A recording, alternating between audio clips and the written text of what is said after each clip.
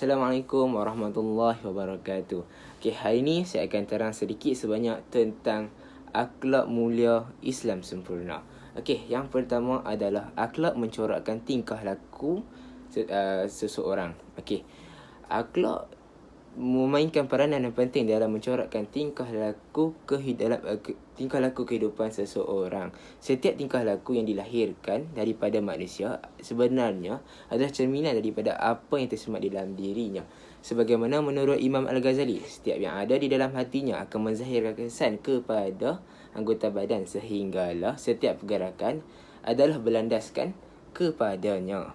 Okey, maka ini apabila akhlak menjadi sebati dalam diri kita, ia akan melahirkan tindakan yang spontan bergantung kepada nilai akhlak yang ada pada diri kita, sama ada akhlak yang positif ataupun akhlak yang negatif. Iaitu kedua-dua akhlak ini akan menzahirkan tingkah laku yang positif ataupun yang negatif. Okey, yang seterusnya adalah neraca akhlak mempengaruhi timbangan. Okey, neraca akhlak yang sebati di dalam diri manusia akan mempengaruhi timbangannya dalam menilai sesuatu perbuatan. Oleh itu, kesahihan dalam pertimbangan ini bergantung kepada sejauh mana kesahihan neraca yang dipegangnya. Okey, seterusnya akhlak dalam konteks ini, akhlak dapat menjadikan kita sebagai seorang Muslim yang tahu menilai sesuatu perkara sama ada dalam aspek positif ataupun sama ada aspek yang negatif. Sekiranya kita mempunyai akhlak yang positif, maka kita akan menilai sesuatu perbuatan itu secara positif. Dan manakala sekiranya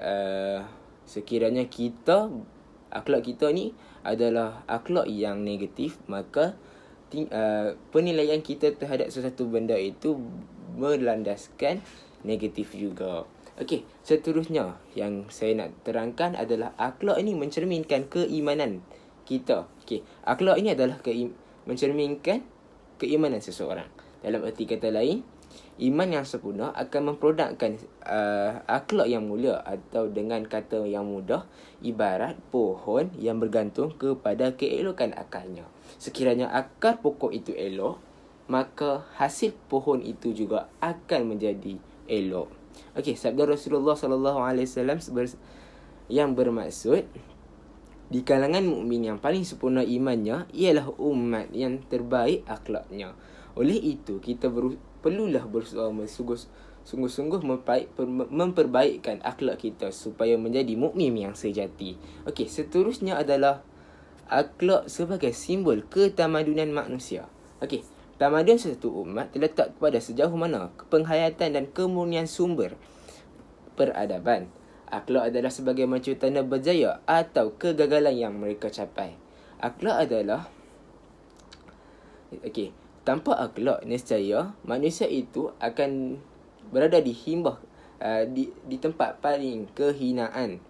Biarpun secara logiknya mereka ini dapat mencapai kejayaan-kejayaan yang sangat menakjubkan, tetapi mereka tidak mempunyai akhlak. Sebagai contoh, kepercayaan Hindu yang membelakangkan etika akhlak mengakibatkan umatnya tidak bertamadun, seperti berlakunya penghambaan diri kepada hawa nafsu.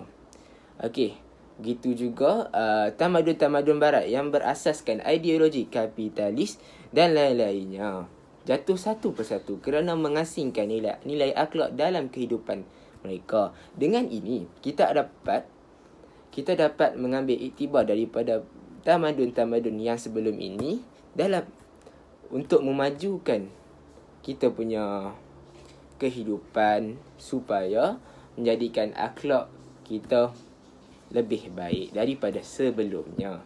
Okey, yang terakhir adalah akhlak adalah pemangkin perubahan. Aspek keluhuran dan kerohanian perlulah diambil berat, diberi pemfokusan yang utama dalam melakukan setiap agenda perubahan kepada masyarakat. Okey, bagi yang mudahlah saya terangkan, sekiranya kita ingin melakukan perubahan dalam kehidupan kita, maka perbetulkanlah akhlak kita dahulu. Kerana sekiranya kita berjaya mengubah akhlak kita menjadi lebih baik, maka tingkah laku kita juga akan menjadi lebih baik.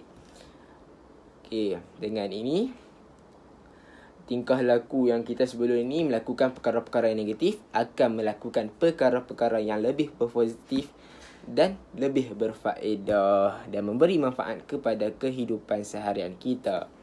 Okey. Dengan ini, akhlak ini amatlah penting dalam kehidupan kita. Kerana ia menjadi cerminan dalam kehidupan seharian kita. Okey. Akhir kalam, kalau ada sumur di ladang, boleh saya menumpang mandi. Kalau ada umur panjang, boleh kita berjumpa lagi. Wabillahi taufiq wa hidayah. Wassalamualaikum warahmatullahi wabarakatuh.